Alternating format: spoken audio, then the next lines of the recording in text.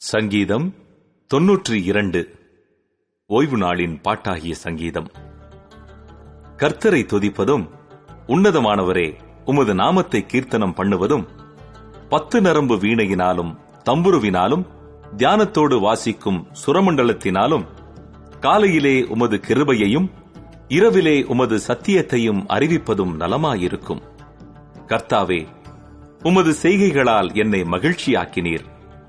உமது கரத்தின் கிரியைகளின் நிமித்தம் ஆனந்த சத்தமிடுவேன். கர்த்தாவே, உமது கிரியைகள் எவ்வளவு மகத்துவமானவைகள்! உமது யோசனைகள் மகா ஆழமானவைகள். மிருக குணமுள்ள மனுஷன் அதை அறியான், மூடன் அதை உணரான். துன்மார்க்கர் புல்லை போல தழைத்து, அக்கிரமக்காரர் யாவரும் செழிக்கும்போது அது அவர்கள் என்றென்றைக்கும் அழிந்து போவதற்கே ஏதுவாகும். கர்த்தாவே, நீர் என்றென்றைக்கும் உன்னதமானவராயிருக்கிறீர். கர்த்தாவே, உமது சத்துருக்கள் அழிவார்கள், உமது சத்துருக்கள் அழிந்தே போவார்கள். சகல அக்கிரமக்காரரும் சிதறுண்டு போவார்கள்.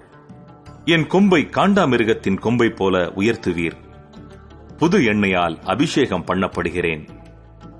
என் சத்துருக்களுக்கு நேரிடுவதை என் கண் காணும். எனக்கு விரோதமாய் எழும்புகிற துன்மார்க்கருக்கு நேரிடுவதை என் காது கேட்கும். நீதிமான் பனையைப் போல் செழித்து, லீபனோனில் உள்ள கேதுருவைப் போல் வளருவான். கர்த்தருடைய ஆலயத்திலே நாட்டப்பட்டவர்கள் எங்கள் தேவனுடைய பிரகாரங்களில் செழித்திருப்பார்கள். கர்த்தர் உத்தமர் என்றும், என் கன்மலையாகிய அவரிடத்தில் அநீதி இல்லை என்றும் விளங்க பண்ணும்படி அவர்கள் முதிர் வயதிலும் கனி தந்து புஷ்டியும் பசுமையுமாயிருப்பார்கள்.